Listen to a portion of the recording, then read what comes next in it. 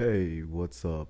It's Sin here, and I kind of just want to talk about are gamers just to the point where they're just too spoiled on games to actually appreciate, time and effort that goes into a lot of games, or just goes into trying to keep the fan base happy at all.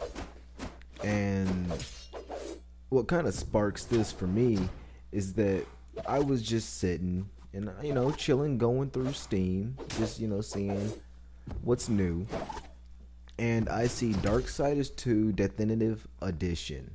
So I scroll down. I'm like, oh yeah, let's read what they got to say about this, and I just instantly see a lot of people. They're just inflamed because Steam basically told Nordic Games that we can't just give out Darksiders 2 Definitive Edition to just everybody that wants it. We just can't do it like that. We have to find a different way. There has to be, you have to pick one SKU, basically one package that we'll give it out to. So they picked the franchise pack, and they originally just wanted to give it out to anybody who had all the DLC. But Steam was like, no, you can't do it that way. You have to pick an actual pack. So they said, okay, well, you know what, franchise pack, because if you have the franchise pack, then you have all the DLC. So there's just a bunch of people that are just inflamed and enraged about this, and I'm like, they didn't have to even do that. They didn't have to give it away at all. And if you're really a fan of the series, then it really shouldn't bother you. Paying, which by the way, with how they're doing it, it's in tiers. So if you have the franchise pack, then you get it for free. If you have Darksiders 2 and any of the DLC, you get 80% off. If you're just getting it for the first time, then you pay like $29, and then you get like 20% off. But and a lot of people were just bitching because they're in that 80% tier, which if you're in the 80% tier, you only pay $6, and that's really not that bad, like, at all. And if you're really a fan of the series, then you shouldn't have a problem with spending $6, because like on Steam they don't even get that entire $6, and that's like people don't even understand like the budget that you kind of have in order to make another game. So it's almost like people just flat out just want to complain, but then call themselves fans of the series. Like, are you kidding me? Are you for real now? And I ran across a comment, and the guy was like, well, no, it's the principle of the matter. I'm like, no, it's not the principle. That's just flat out entitlement. You feel entitled to a game. You feel entitled to get something for free. And the fact of the matter is, like, Nordic Games doesn't really owe anybody anything.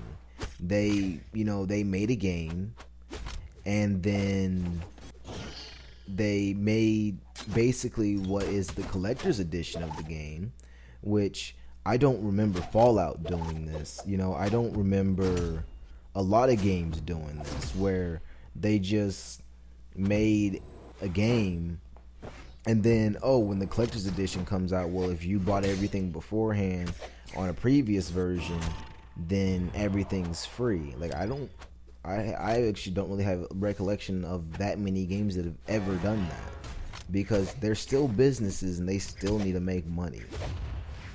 And it's like gamers being spoiled like goes even way beyond that, like, in my own view, where it's like, you get into the MMO gamers.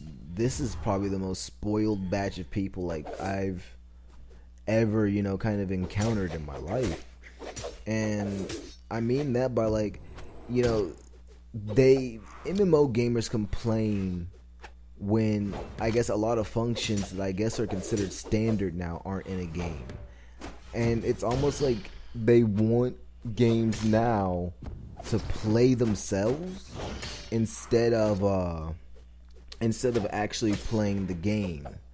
So I always find it a little bit strange because it's like, if the auto run function isn't there, if basically all you have to do is like press some buttons and just face roll everything, then it's not a game that people want to play. It's not something that people enjoy. And to me, I'm always like, that makes no sense, because then what are you doing? Like, why do you have the game? How is that even fun? But it seems to be more and more of what people are going for, instead of, oh, well, how about we actually have to walk around and explore the land, like, explore the land and get to the point where it's like, oh man, this is actually enjoyable and can actually be considered fun. But it seems more and more like people don't want to do that. People don't want to, really go around and just see what's all just basically out there. And what you end up with is then people complain about just the boards being really linear. And it's like, well, of course they're going to be linear if no one, wants to go explore anything. That's almost like saying, hey, let's, make this wide open area that no one's going to see 80% of. That requires a lot of assets and time.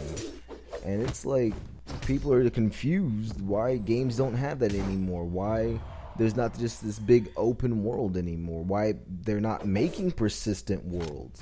Why instance-based MMOs, are becoming more and more of the thing, instead of traditional open world. Well, it's because, instance-based, you don't have to make. You can make it linear, and it doesn't have to be super open for people to wander around in, because ultimately people really just want a hub. But I don't know. These are kind of my views on it. Maybe I'm just a weirdo and I think differently. But let me know what you guys think. Especially like down in the comments, let me know. Just let me know. Are gamers spoiled? And do they just want too much for too little? Or do they just want basically nothing at all want nothing at all, but just want to complain? Let me know. And I'm out. I really got nothing else to say on the topic, so later.